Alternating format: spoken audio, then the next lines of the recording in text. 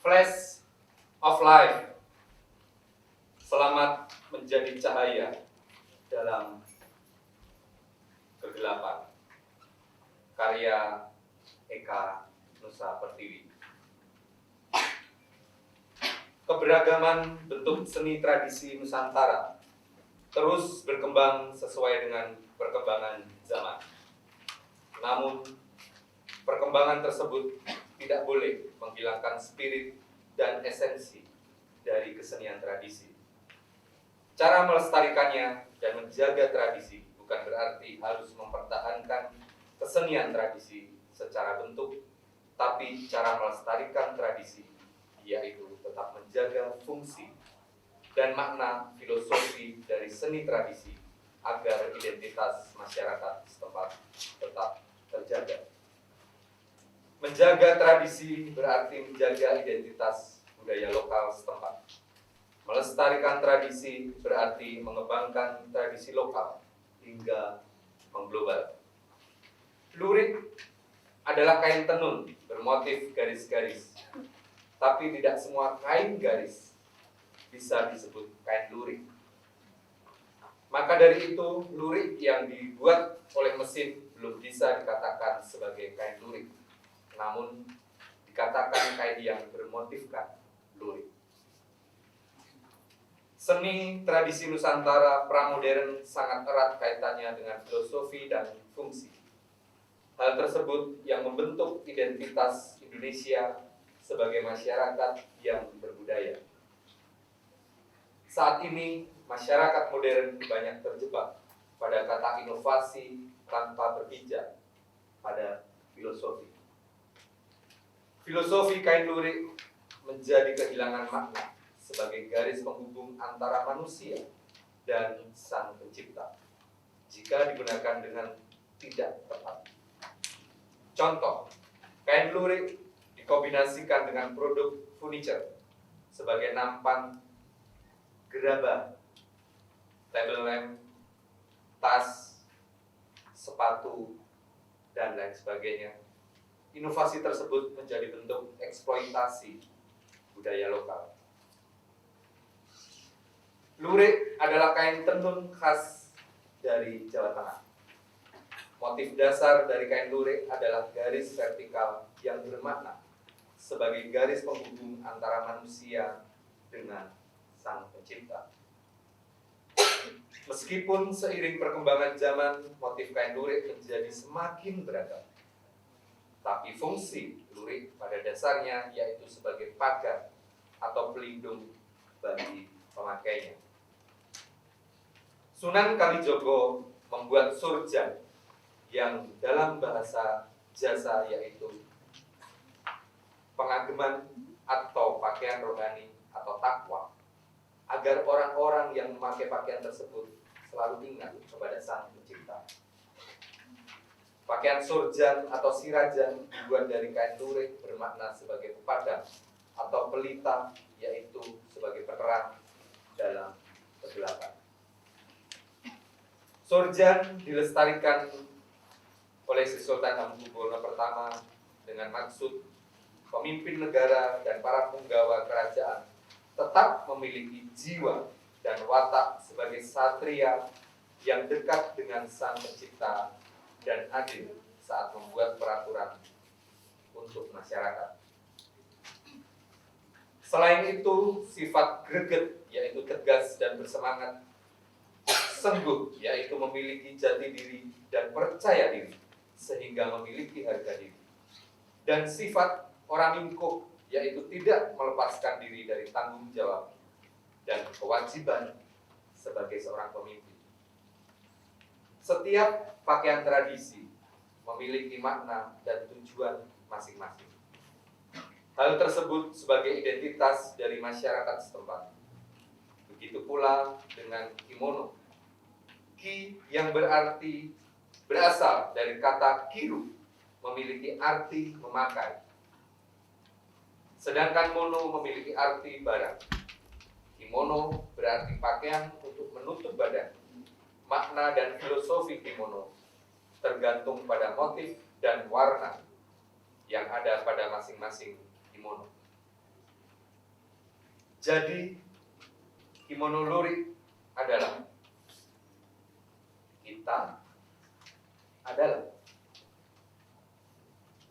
kita telah melakukan apa?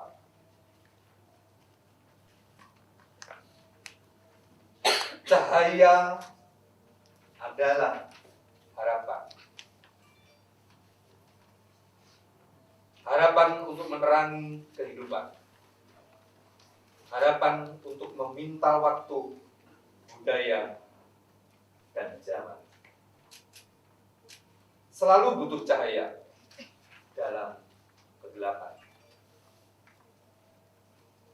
Agar kita bisa melihat dengan jelas benang, warna, dan garis kehidupan.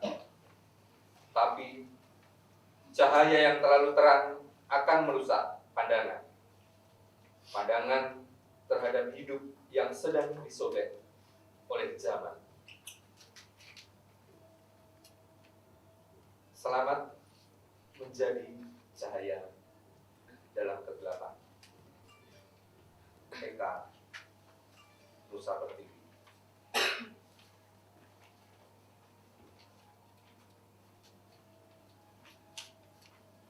Eka Nusa Pertiwi sebagai konseptor, pengamat pertunjukan Gedung Dharma Romansa, Ketua Pelaksana Caroko Sri Hananto, pimpinan produksi Ervina Setia, Pimpro Nur Anissa, manajer Laksamana Abdi Satria, make up Hebdu Yosi Prihatmanti, konseptor lurik Eka Nusa Pertiwi, desain kimono Indrias Sande.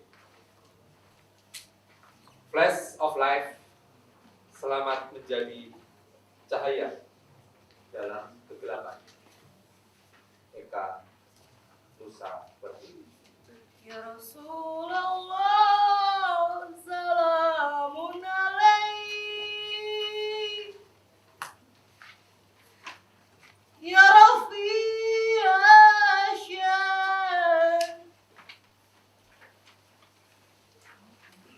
Ya Rafi Asyad, Ya Rafi Asyad,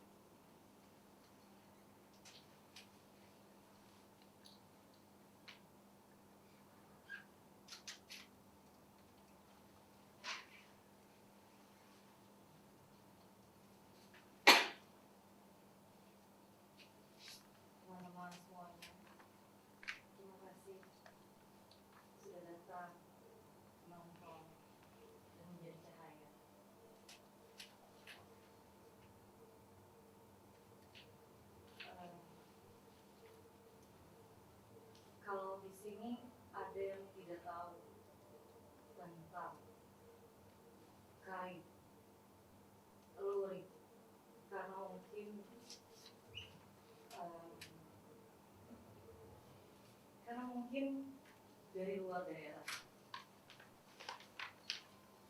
Tapi saya juga dari Jakarta. Lalu 4 tahun lebih saya melirik-lirik.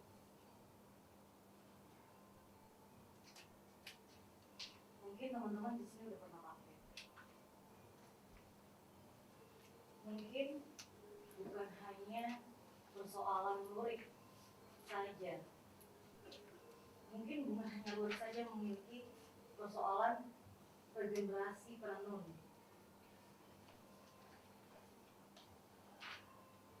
Dulu lurik itu lurik dibuat dengan cara digedok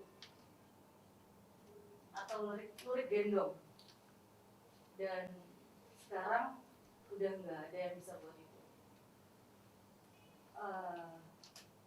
Katanya masih ada tapi di gunung, nggak ada lagi, nggak tahu saya kemana. Terus diganti dengan lurik ATBM, alat tenun bukan mesin. Lalu sekarang penenunnya itu berumur 50 sampai 65 tahun. Bayangkan, 50 sampai 65 tahun. Mungkin sekarang 55 ya, menuju 55. Jadi ini nggak hanya di lurik aja, tapi mungkin di regenerasi petani, di regenerasi perkebunan, di regenerasi apa? Teman-teman kuliahnya apa?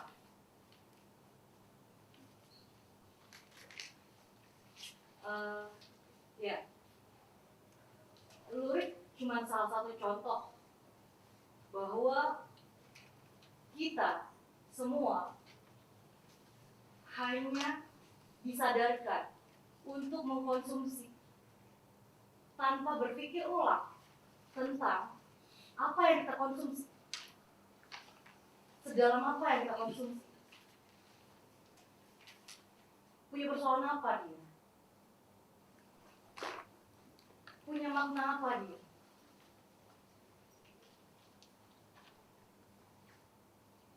Teman-teman, pentas ini nggak ada apa-apanya kalau nggak ada lurik.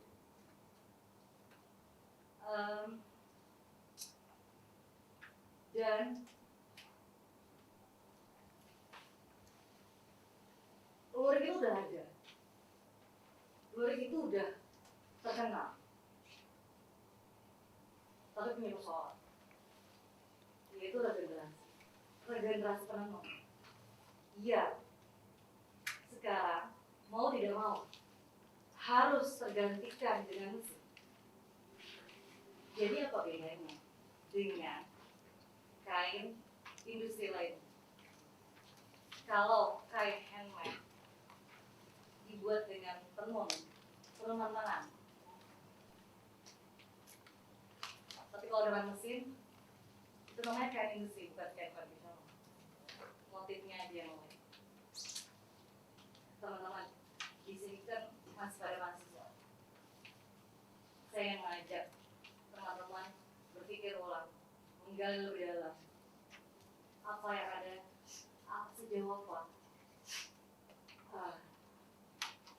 persoalan regenerasi kita. Teman-teman regenerasi.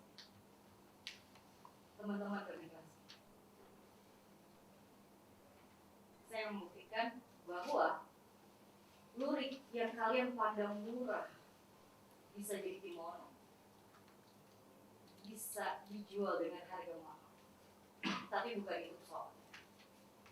Saya yakin teman-teman bisa jual dengan harga lebih mahal dari saya. Saya yakin teman-teman juga bisa lebih membuat pertunjukan yang lebih bagus daripada saya, bermain dan berakting lebih bagus daripada saya. Tapi yang terpenting adalah